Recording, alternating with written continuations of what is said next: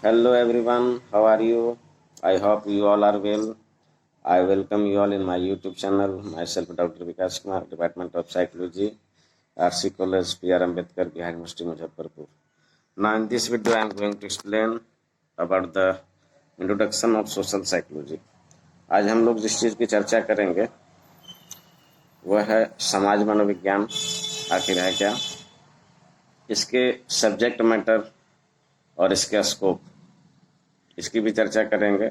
और साथ ही समाजशास्त्र और मानव शास्त्र के साथ समाज मनोविज्ञान का क्या संबंध है, इसकी चर्चा हम लोग करेंगे। तो सबसे पहले समाज मनोविज्ञान क्या है, इसकी चर्चा हम लोग करते हैं। तो समाज मनोविज्ञान वस्तुतः सामाजिक परिस्थितियों के संदर्भ में व्यक्ति के व्यवहार का अध्ययन करता है। कुछ मनोवैज्ञानिक हैं जिन्होंने समाज मनोविज्ञान को अपने अपने ढंग से परिभाषित किया है, जिसकी चर्चा यहाँ अपेक्षित है। तो सबसे पहले हम लोग क्रचफील्ड एंड बैलेची, जिसकी परिभाषा सारगर्भित है, उसको हम लोग देखते हैं। सोशल साइकोलॉजी में be broadly viewed as a science of behaviour of the individual in society, अर्थात समाज मनोविज्ञान समाज में व्यक्ति के व्यवहार का विज्ञान है। उसी तरह सीयर्स और उसके सहयोगियों के अनुसार समाज मनोविज्ञान ने किसी दूसरे तरीके से परिभाषित किया है, जिसकी चर्चा भी यहाँ अपेक्षित है। Social psychology is the scientific study of social behaviour, अर्थात समाज मनोविज्ञान सामाजिक व्यवहार का वैज्ञानिक अध्ययन है। इस तरह से दो लोगों की परिभाषा हम लोगों ने देखा। अब शेरिफ एंड शेरिफ की परिभाषा देखते हैं। इनके अनुसार social psychology is the scientific study of experience and behaviour of the individual in relation to social stimulus situation, अर्थात समाज मनोविज्ञान वस्तुतः सामाजिक उद्दीपन परिस्थितियों के संदर्भ में व्यक्ति की अनुभूति एवं व्यवहार का वैज्ञानिक अध्ययन। इस तरह से हम लोग क्रचफील्ड बैलेची, सीयर्स इटल्स एंड शेरिफ की परिभाषा देखें। इन परिभाषाओं के विश्लेषण करने पर हम समाज मनोविज्ञान के संदर्भ में कुछ प्रमुख तथ्य प्राप्त करते हैं। पहला, समाज मनोविज्ञान एक विज्ञान है, यानी समाज मनोविज्ञान को एक साइंस का दर्जा प्राप्त है। समाज मनोविज्ञान सामाजिक परिस्थितियों में व्यक्ति का व्यवहार का अध्ययन करता है, यानी व्यक्ति का व्यवहार कौन सी परिस्थिति में करेगा, सामाजिक परिस्थिति में करेगा। यह सामाजिक परिस्थितियों में व्यक्ति का संपूर्ण समाज के बीच अंतःक्रिया का अध्ययन करता है, यानी इंटरेक्शन बिटवीन होल सोसाइटी। इसका मुख्य विशेषता हुई। और अगला जो चौथा प्रमुख विशेषता यह है कि समाज मनोविज्ञान का मौलिक उद्देश्य सामाजिक व्यवहार की इकाई अर्थात अंतर व्यक्तिक व्यवहार घटना, इंटरपर्सनल बिहेवियर इवेंट का अध्ययन करना है। इस तरह से उपरोक्त तथ्यों के आलोक में समाज मनोविज्ञान को हम संक्षिप्त रूप में इस प्रकार भी परिभाषित कर सकते हैं। समाज मनोविज्ञान एक ऐसा विज्ञान है जो सामाजिक संदर्भ में व्यक्तियों के अनुभवों और व्यवहारों का अध्ययन करता है। ये था नेचर ऑफ सोशल साइकोलॉजी। अब हम लोग चर्चा करेंगे subject matter and scope of social psychology, यानी समाज मनोविज्ञान का विषय वस्तु और क्षेत्र क्या है। तो इसके अंतर्गत वे समस्त अंतःक्रियाएं आती हैं जो सामाजिक परिस्थिति में मानव के व्यवहार को प्रभावित करती हैं।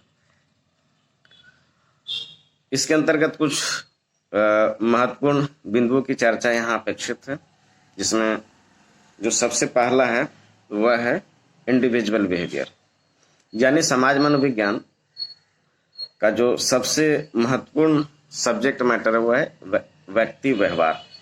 यहाँ व्यक्ति के व्यवहारों का विश्लेषण किस आधारों पर किया जाए और कैसे किया जाए, इसकी व्याख्या की जाती है। दूसरा है सोशलाइजेशन, यानी समाज मनोविज्ञान का सबसे प्रमुख क्षेत्र वह है समाजीकरण। समाजीकरण का तात्पर्य उस प्रक्रिया से है जिसके द्वारा बच्चे अपने समाज के नियमों, मानदंडों, मूल्यों और रीति रिवाजों के अनुकूल व्यवहार करना सीखते हैं, और ऐसे ही व्यवहार को हम लोग सामाजिक व्यवहार कहते हैं। यानी समाज मनोविज्ञान का जो मुख्य सब्जेक्ट मैटर वह है समाजीकरण, और समाजीकरण के क्षेत्र में काफ़ी रिसर्च, काफ़ी शोध किए गए हैं, इसमें काफ़ी स्कोप भी हैं। अगला जो तीसरा मुख्य बिंदु है वह है ग्रुप एंड ग्रुप बिहेवियर, यानी समूह तथा समूह व्यवहार। सामाजिक मनोविज्ञान का सीधा संबंध व्यक्ति और समूह से है। व्यक्ति के व्यवहार पर सामूहिक संबद्धता का कैसे प्रभाव पड़ता है, या क्या प्रभाव पड़ता है, या किस प्रकार से प्रभावित करता है, इसका अध्ययन हम लोग समाज मनोविज्ञान के अंतर्गत करते हैं। अगला जो महत्वपूर्ण बिंदु है वह है क्राउड एंड क्राउडिंग बिहेवियर, यानी भीड़ तथा भीड़ व्यवहार। समाज मनोविज्ञान का प्रमुख विषय वस्तु भीड़ एवं भीड़ व्यवहार है। इस शाखा के अंतर्गत भीड़ के विभिन्न पक्षों की चर्चा की जाती है। अगला जो महत्वपूर्ण है वह है नेतृत्व एवं नेतृत्व व्यवहार, यानी लीडरशिप एंड लीडरशिप बिहेवियर। समाज मनोविज्ञान का बहुत ही गहरा संबंध नेतृत्व एवं नेतृत्व बिहेवियर से, यानी व्यवहार से, जहां नेता और अनुयायियों के बीच किस तरह की अंतःक्रिया हो, वो किस तरह से एक दूसरे को प्रभावित करते हैं, नेतृत्व के कौन कौन से प्रकार होते हैं और नेता में कौन कौन से शील गुण होने चाहिए, इसकी व्याख्या हम लोग समाज मनोविज्ञान के अंतर्गत करते हैं। अगला जो महत्वपूर्ण बिंदु वह है एटीट्यूड, स्टीरियोटाइप एंड प्रेजुडिस, यानी मनोवृत्ति, स्थिराकृति एवं पूर्वधारणा। यानी ये तीन जो हैं सोशल साइकोलॉजी के मेजर पार्ट माने जाते हैं। संज्ञान, सामाजिक पारस्परिक क्रिया और अंतर्वैयक्तिक व्यवहार पर मनोवृत्ति, स्थिराकृति और पूर्वधारणा का गहरा प्रभाव पड़ता है, और समाज मनोविज्ञान में इन तथ्यों की विस्तृत व्याख्या की जाती है।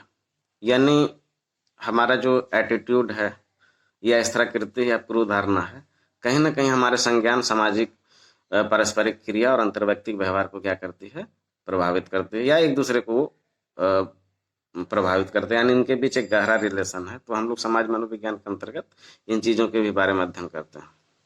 अगला है मोटिवेशन एंड कॉग्निशन, यानी समाज मनोविज्ञान के अंतर्गत हम लोग प्रेरणा और संज्ञान के विभिन्न पक्षों का अध्ययन करते हैं। साथ ही इसके निर्धारकों और प्रभावों का अध्ययन भी समाज मनोविज्ञान के अंतर्गत किया जाता है, यानी किस तरह से हमारे सामाजिक व्यवहार को, सोशल बिहेवियर को प्रभावित करते हैं, इसकी चर्चा हम लोग इसके अंतर्गत करते हैं। अगला जो मेजर बिंदु है वह है propaganda, public opinion and rumour, यानी प्रचार, जनमत और अफवाह। व्यक्ति व्यवहार, समूह व्यवहार या पारस्परिक प्रतिक्रिया पर प्रचार, जनमत और अफवाह का काफी प्रभाव पड़ता है। इसलिए समाज मनोविज्ञान के क्षेत्र में इनका अध्ययन अपेक्षित हो जाता है। आप लोग अपने यहाँ देखते भी होंगे कि जितना ज़्यादा प्रचार हो लोग उतना ही ज़्यादा पॉपुलर होता है। कभी किसी के बारे में कुछ र्यूमर भी हो जाता है, तो र्यूमर का कारण क्या है, इसका क्या प्रभाव पड़ने वाला है, हमारे मेंटल इस मानसिक स्थिति को किस तरह से प्रभावित करेगा, ये सब की चर्चा हम लोग इसके अंतर्गत करते हैं। अगला जो है लैंग्वेज एंड कम्युनिकेशन, यानी पारस्परिक प्रतिक्रिया में अंतर्वैयक्तिक व्यवहारों पर भाषा और संचार का काफी गहरा प्रभाव पड़ता है। यानी भाषा और संचार के माध्यम से कहीं ना कहीं हम एक लोगों के साथ इंटरेक्ट करने में हम लोग को मदद मिलती है। इसीलिए इनसे संबंधित जो भी समस्याएं होती हैं, इनका अध्ययन हम लोग समाज मनोविज्ञान के अंतर्गत करते हैं। अगला जो इसका मेजर पार्ट है वह है person perception and social perception, यानी व्यक्ति प्रत्यक्षीकरण और सामाजिक प्रत्यक्षीकरण, और ये दोनों का विस्तृत अध्ययन हम लोग समाज मनोविज्ञान के अंतर्गत करते हैं। और इस पर काफ़ी स्टडी भी किए गए हैं, बहुत सारे रिसर्च भी किए गए हैं, जिसकी चर्चा हम लोग अगले अध्यायों में करेंगे। अगला है सामाजिक तनाव, समूह संघर्ष, यानी सोशल टेंशन एवं ग्रुप कॉन्फ्लिक्ट। अभी हम लोग देख रहे हैं अपने दैनिक जीवन में कि सामाजिक जीवन के हर एक अंग में तनाव और संघर्ष की स्थिति उत्पन्न है, और इस संघर्ष को कैसे दूर किया जाए, इसका अध्ययन हम लोग समाज मनोविज्ञान के अंतर्गत करते हैं। साथ ही इसका जो मेजर विषय वस्तु है वह है एग्रेशन और वायलेंस, आक्रामकता एवं उग्रता। पारस्परिक प्रतिक्रियाओं तथा अंतर्वैयक्तिक व्यवहारों के निर्धारण में आक्रमणशीलता और उग्रता का बहुत बड़ा रोल होता है।